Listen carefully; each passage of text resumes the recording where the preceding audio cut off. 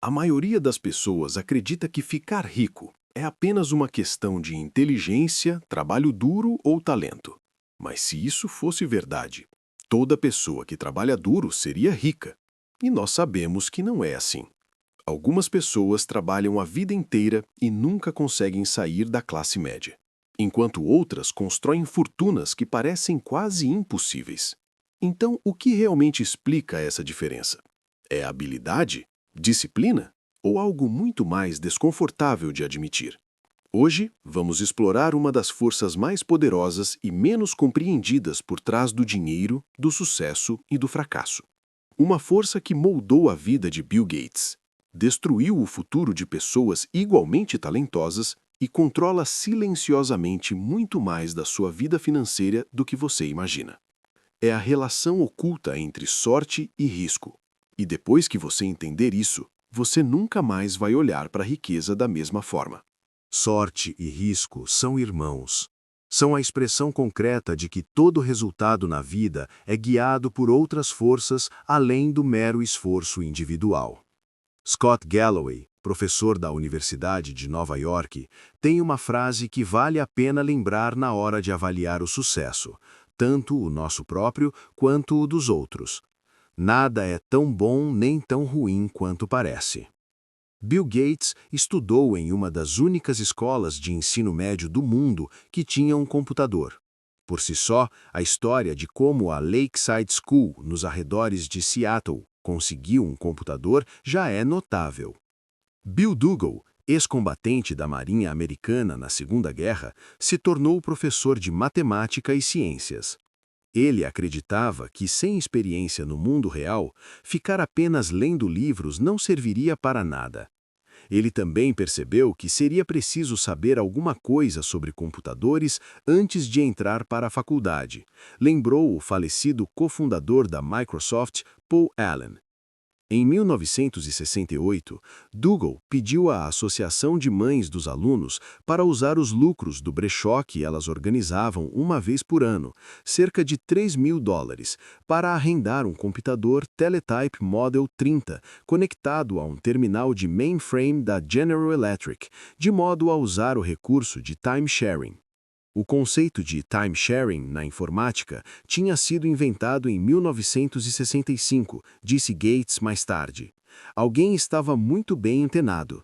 A maioria das instituições de pós-graduação não possuía um computador tão avançado quanto aquele a que Gates teve acesso ainda no ensino médio, e o garoto ficou fascinado. Gates tinha 13 anos em 1968 quando conheceu Paul Allen, seu colega de turma. Allen também estava obcecado pelo computador da escola e os dois se deram na hora. O computador da Lakeside não fazia parte do currículo principal, mas de um programa de estudo independente. Bill e Allen podiam brincar com ele à vontade, deixando a criatividade correr solta, depois das aulas, tarde da noite, nos fins de semana. Em pouco tempo, os dois se tornaram especialistas em computação. Allen contou que se lembra de uma vez em que Gates, durante uma dessas sessões noturnas, mostrou a ele uma edição da revista Fortune e falou: "Como deve ser comandar uma empresa Fortune 500?" Allen respondeu que não fazia ideia. "Talvez algum dia a gente tenha a nossa própria empresa de computadores. Hoje, a Microsoft vale mais de $1 trilhão. Agora, façamos uma continha rápida. De acordo com a ONU, havia cerca de 303 milhões de pessoas em idade escolar no mundo em 1968.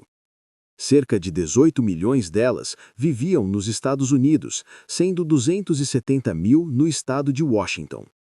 Pouco mais de 100 mil delas viviam na área de Seattle. E apenas cerca de 300 frequentaram a Lakeside School. Começamos com 303 milhões e terminamos com 300. Apenas uma em cada 1 milhão de estudantes em idade escolar frequentou a instituição de ensino médio que tinha a combinação de dinheiro e visão para conseguir um computador. Bill Gates era um deles. Gates não tem constrangimento em falar sobre o significado disso. Se não fosse a Lakeside School, não haveria Microsoft, afirmou aos formandos da escola em 2005. Mais do que inteligente, Gates é, acima de tudo, dedicado.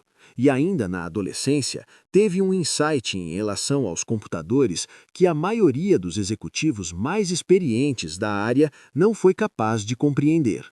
Ele também teve uma vantagem de 1 em 1 milhão ao estudar em Lakeside. Agora, deixe-me falar um pouco sobre um amigo de Gates, Kent Evans. Ele experimentou uma dose igualmente potente do irmão da sorte, o risco. Bill Gates e Paul Allen se tornaram nomes conhecidos graças ao sucesso da Microsoft. No entanto, a gangue de prodígios de informática da Lakeside School tinha um terceiro integrante. Kent Evans e Bill Gates se tornaram melhores amigos no último ano do ensino fundamental. Segundo Gates, Evans era o melhor aluno da turma. Os dois passavam horas e horas no telefone, conta Gates, na série O Código Bill Gates. Eu me lembro do número do Kent até hoje, disse ele. Era 525-7851. Evans era tão hábil com computadores quanto Gates e Allen. Certa vez, a Lakeside estava tendo dificuldades em montar a grade curricular da escola, um complexo labirinto para fazer com que centenas de alunos assistissem às aulas que precisavam em horários diferentes. A escola deixou Bill e Kent, duas crianças, a cargo da tarefa de desenvolver um programa de computador para sanar o problema. Funcionou. E ao contrário de Allen, Kent tinha a mesma mente orientada para os negócios e a mesma ambição infinita de Gates. Kent sempre andava com uma maleta enorme, igual um advogado, recorda Gates. Sempre estávamos planejando o que fazer daqui a 5 ou 6 anos. Será que a gente devia virar CEO? Que tipo de mudança seríamos capazes de fazer? Será que devíamos virar general? Ou embaixador? Fosse o que fosse, Bill e Kent estavam certos de que fariam aquilo juntos. Ao relembrar a amizade com Kent, Gates fica com a voz embargada. A gente poderia ter continuado a trabalhar juntos. Tenho certeza de que teríamos ido para a mesma faculdade. Kent poderia ter sido um dos fundadores da Microsoft junto com Gates e Allen. Contudo, isso nunca aconteceu. Kent morreu antes mesmo de terminar o ensino médio em um acidente quando praticava montanhismo. Todo ano, ocorrem cerca de 30 mortes devido à prática de montanhismo nos Estados Unidos. A probabilidade de perder a vida em uma montanha durante o ensino médio é aproximadamente 1 em 1 milhão. Gates experimentou uma sorte de 1 em 1 milhão ao se matricular em Lakeside School. Kent Evans experimentou um risco de 1 em 1 milhão ao nunca conseguir terminar o que ele e Gates planejavam alcançar. A mesma força, a mesma escala de grandeza, trabalhando em direções opostas. Sorte e risco são a expressão concreta de que todo resultado na vida é guiado por outras forças além do mero esforço individual. Ambos existem porque o mundo é tão complexo que não permite que 100% de suas ações respondam por 100% de seus resultados. Ambos são movidos pela mesma força. Você é apenas uma pessoa em um jogo com outras 7 bilhões de pessoas e um número infinito de peças móveis. O ocasional impacto de ações que estão fora de seu controle pode ter consequências mais profundas do que as ações que você executa conscientemente. Mas ambos são tão difíceis de mensurar e de aceitar que passam despercebidos. Para cada Bill Gates, existe um igualmente experiente e motivado Kent Evans, que acabou do lado oposto da roleta da vida. Quando você passa a dar o devido respeito à sorte e ao risco, percebe que, ao avaliar o sucesso financeiro das pessoas, tanto o seu quanto o dos outros, nada nunca é tão bom nem tão ruim quanto parece. Anos atrás, perguntei ao economista Robert Shiller, ganhador do Nobel de Economia em 2013, o que você gostaria de saber sobre investimentos que ainda não foi descoberto. O papel exato que a sorte desempenha em resultados bem-sucedidos, respondeu ele. Eu adoro essa resposta, porque ninguém duvida de verdade que a sorte não desempenha papel algum no sucesso financeiro. Entretanto, devido à dificuldade de mensurá-la e ao fato de que é indelicado sugerir que o sucesso dos outros se deva a ela, nossa postura mais comum é a de ignorar discretamente a sorte enquanto fator responsável pelo sucesso. Se eu perguntasse, há 1 bilhão de investidores no mundo, você acha que 10 deles podem ter se tornado bilionários essencialmente por obra do acaso, em um golpe de sorte? Você responderia, claro. Mas então, se eu lhe pedisse para citar o nome desses investidores, bem na cara deles, você provavelmente mudaria de ideia. Ao avaliar os outros, atribuir o sucesso à sorte nos faz parecer invejosos e mesquinhos, ainda que saibamos que esse tipo de coisa exista. E ao avaliarmos a nós mesmos, atribuir o sucesso à sorte pode soar desmoralizante. O economista Bhaskar Mazumder mostrou que há uma correlação maior entre a renda de irmãos do que em características como a altura ou o peso. Se você é rico e alto, a probabilidade de o seu irmão também ser rico é maior do que a de ele também ser alto. Acredito que a maioria das pessoas sabe, intuitivamente, que isso é verdade. A qualidade da sua educação e as portas que se abrem para você estão fortemente relacionadas ao status socioeconômico dos seus pais. Mas fale isso a 2 irmãos ricos e eles provavelmente dirão que as descobertas deste estudo não se aplicam a eles. O mesmo acontece com o fracasso, que pode ser qualquer coisa desde a falência a não alcançar uma meta pessoal. Empresas que vão à falência não se esforçaram o suficiente. Os investimentos que se provaram ruins foram mal planejados. Carreiras estagnadas são culpa da preguiça? Às vezes sim, é óbvio. Mas em que medida? É difícil saber. Qualquer coisa que valha a pena conquistar tem probabilidade de sucesso inferior a 100%, e o risco é justamente o que acontece quando você vai parar no lado infeliz dessa equação. Assim como acontece com a sorte, a narrativa fica difícil, confusa e complexa demais quando tentamos determinar o quanto de um determinado desfecho se deve a uma decisão consciente e o quanto dele se deve ao risco. Digamos que eu compre uma ação e 5 anos depois ela não foi para lugar nenhum. É possível que eu tenha tomado uma decisão errada ao comprá-la. Também é possível que eu tenha tomado uma decisão acertada, que envolvia 80% de chances de lucro, mas acabei indo parar no lado dos infelizes 20%. Como saber qual é qual? Cometi um erro ou apenas vivenciei o risco de forma concreta? É possível medir estatisticamente se algumas decisões foram acertadas ou não, mas no mundo real, no dia a dia, não fazemos isso. É complicado. Preferimos as histórias simples, que são menos complexas, mas com enorme frequência, diabolicamente enganosas. Depois de passar anos lidando com investidores e líderes empresariais, percebi que o fracasso do outro, em geral, é atribuído a más decisões, enquanto os nossos costumam ser atribuídos ao lado sombrio do risco. Ao avaliarmos o erro do outro, temos maior propensão a optar por uma história pura e simples de causa e efeito, porque não sabemos o que se passa na cabeça da outra pessoa.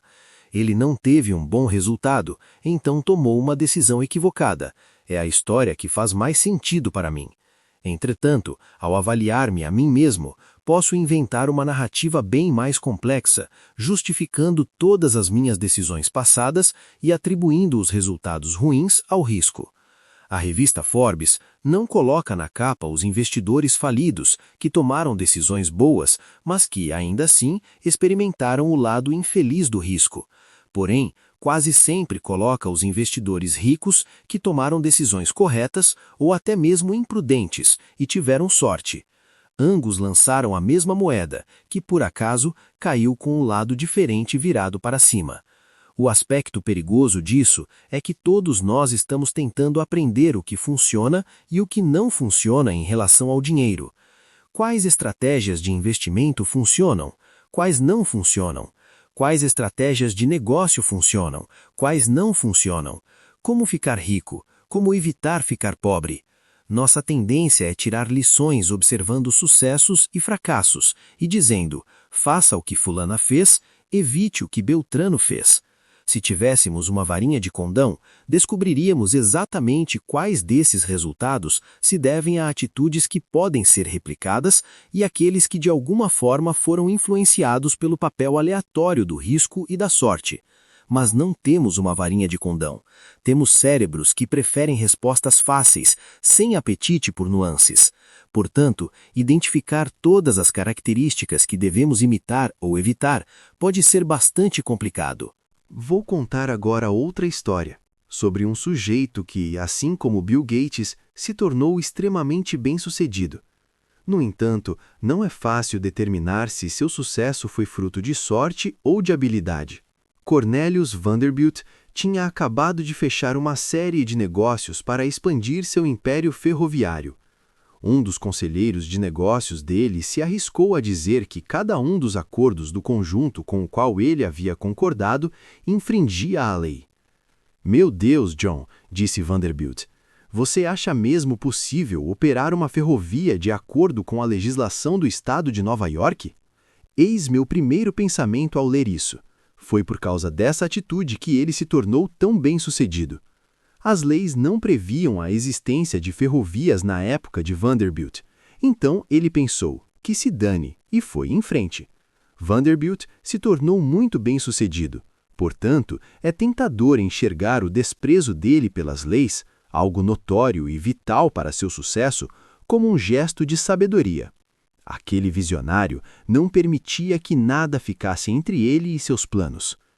Mas quão perigosa é essa análise? Nenhuma pessoa em sã consciência listaria infringir a lei entre os requisitos para o sucesso enquanto empreendedor. Não é difícil imaginar a história de Vanderbilt tomando um rumo bem diferente. Um criminoso cuja empresa recém-inaugurada foi por água abaixo devido a embrólios com a justiça. Portanto, temos um problema aqui. Você pode elogiar Vanderbilt por ter desprezado a lei com a mesma paixão com que critica a Enron, companhia de energia falida em 2007, pela mesma atitude. Talvez um tenha tido sorte ao fugir das garras da lei, enquanto a outra se viu no lado do risco. A história de John D. Rockefeller é semelhante. Suas frequentes tentativas de burlar a lei, certa vez um juiz falou que a empresa dele não era melhor do que um ladrão qualquer. São quase sempre retratadas pelos historiadores como exemplo de talento para negócios. Talvez tenham sido, porém, em que momento a narrativa muda de "você não deixou que leis ultrapassadas atrapalhassem seu progresso" para "você cometeu um crime"? Ou ainda, quanto a história teria que mudar para que a narrativa passasse de "Rockefeller era um gênio, procure aprender com seus sucessos" para "Rockefeller era um criminoso, procure aprender com seus erros"? Muito pouco. "Que me importa a lei", disse Vanderbilt certa vez.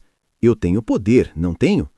Ele tinha e tudo deu certo, mas é fácil imaginar essas palavras sendo as últimas de uma história com um desfecho bem diferente. A linha entre o ousado e o imprudente pode ser bastante tênue e muitas vezes desaparece quando não damos o peso adequado ao risco e à sorte. Benjamin Graham é tido como um dos maiores investidores de todos os tempos, pai do conceito de investimento em valor e mentor de Warren Buffett. No entanto, a maior parte do sucesso de Benjamin Graham nos investimentos se deu por ser dono de uma enorme fatia das ações da seguradora americana Geico, o que, como o próprio Graham admitiu, quebrava quase todas as regras de diversificação que ele havia estabelecido em seus escritos. Nesse caso, onde fica a linha tênue entre ousadia e imprudência? Não sei responder. Graham escreveu sobre sua bonança com as ações de Geico. Um golpe de sorte ou uma decisão extremamente perspicaz? É possível diferenciar um do outro? Não é nada fácil. Da mesma forma, consideramos Mark Zuckerberg um gênio por ter recusado a oferta de $1 bilhão que o Yahoo fez em 2006 para sua empresa. Ele mirou no futuro e confiou em si mesmo. No entanto, as pessoas criticam com igual vigor o próprio Yahoo por ter recusado uma grande oferta de compra por parte da Microsoft, Aqueles idiotas deveriam ter colocado dinheiro no bolso enquanto ainda tinham tempo. Que lição fica para os empreendedores aqui? Não faço ideia, porque risco e sorte têm contornos difíceis de definir. Existem diversos exemplos disso. Diversas fortunas e falências se devem à alavancagem financeira. Os melhores e os piores gerentes exigem dos seus funcionários o máximo que podem. O cliente tem sempre a razão e o cliente não sabe o que quer são ditos famosos no mundo dos negócios. A linha entre o inspiradoramente ousado e o estupidamente imprudente pode ter 1 milímetro de espessura e ser visível apenas em retrospectiva. Risco e sorte são como irmãos gêmeos. Não é fácil contornar essa questão. A dificuldade em identificar o que é sorte, o que é talento e o que é risco é um dos maiores problemas que enfrentamos quando tentamos aprender a melhor forma de administrar nosso dinheiro. Contudo, duas coisas nos podem dar uma boa direção. Tome cuidado com quem você elogia e admira. Tome cuidado com quem você menospreza e procura evitar se tornar.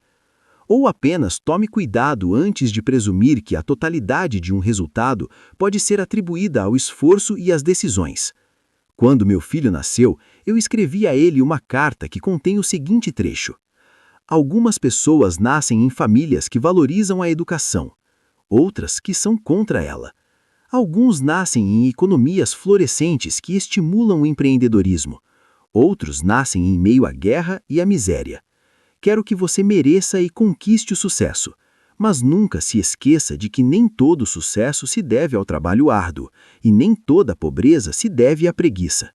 Tenha isso em mente antes de julgar as pessoas, inclusive você mesmo. Portanto, foque-se menos nos indivíduos e nos estudos de caso específicos e mais em padrões gerais. Estudar uma pessoa específica pode ser perigoso, porque temos a tendência de analisar exemplos fora da curva, os bilionários, os CEOs ou os fracassos rotundos que dominam o noticiário. E, geralmente, esses exemplos são os menos aplicáveis a outras situações, dada a complexidade deles. Quanto mais fora da curva o resultado, menor será a probabilidade de que você possa aplicar as lições dele, porque será maior a probabilidade de o resultado ter sido influenciado por excessos de sorte ou de risco. Ao procurar por padrões gerais de sucesso e fracasso, você vai se aproximar mais de ações que podem ser postas em prática. Quanto mais difundido o padrão, mais aplicável ele pode ser à sua vida. Tentar imitar o êxito dos investimentos de Warren Buffett é difícil, porque os resultados são tão extremos que o papel da sorte no desempenho da vida dele é provavelmente muito alto, e sorte não é uma coisa que pode ser replicada de forma confiável. Mas perceber que as pessoas que têm controle do próprio tempo tendem a ser mais felizes é uma observação ampla e comum com a qual você pode fazer algo de útil.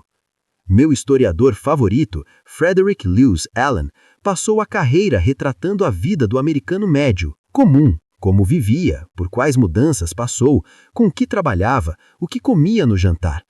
Há mais lições relevantes que podem ser tiradas deste tipo de observação ampla do que do estudo de personagens fora da curva que tendem a monopolizar o noticiário. Bill Gates disse certa vez: "O sucesso é um péssimo professor. Ele faz com que pessoas inteligentes acreditem que não vão perder nunca." Quando as coisas estão indo muito bem, tenha consciência de que nem tudo é tão bom quanto você pensa.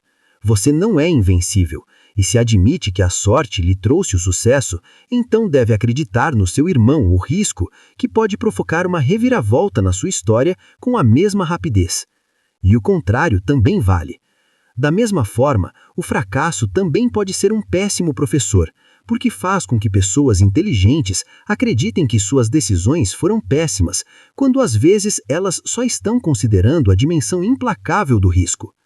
O truque para lidar com o fracasso é organizar sua vida financeira de modo que um mau investimento aqui e uma meta financeira não atingida ali não atirem no campo, de modo que você possa continuar jogando até que os números voltem a estar a seu favor.